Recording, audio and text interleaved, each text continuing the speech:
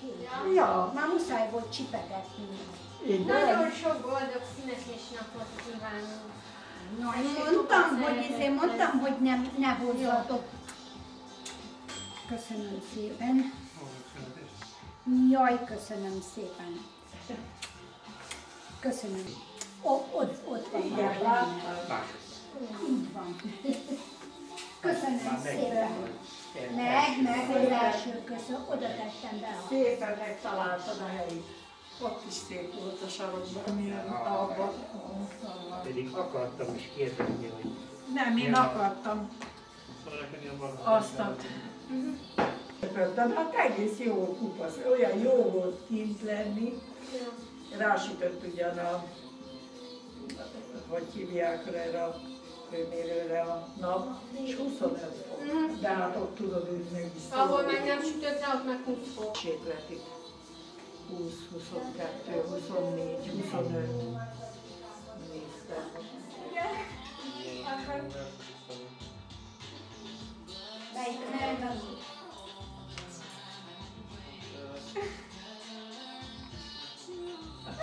Várjál, azt nem mondtam, nem értem el. És akkor majd a vers. De benne vagyok vele. Vetközzetek le.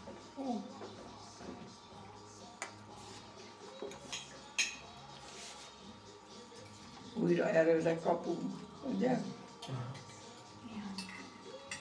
Hát az egyik még fölszenő. Gábor, szedjél egyél. Mind a kettő, Gábor. Figyelj, és téged otthon is Gábornak hívnak? Nem. Egyelőre még aztán kapuka vagy valami. Átalakul. Talán nem. Gábor, Gabi, vagy valamilyen más néven. Már csak azért, hogy esetleg meg lehetnek különböztetni, illetve szólok, hogy Gábor, aztán mind a kettő elfut.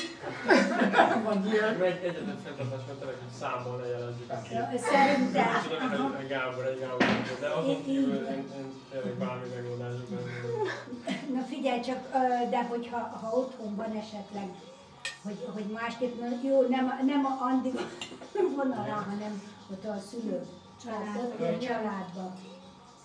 Mert akkor ahhoz igazodunk. Hát hirtelen nem tudok jobban, de szerintem egy kört szavakkal már készül. Van. Az például Úgy szólítják. Igen? Nem sértődtek én. Jó.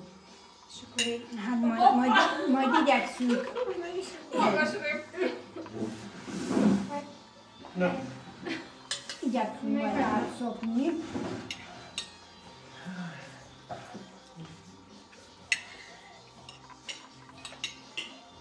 Te is rákottál a szemedben?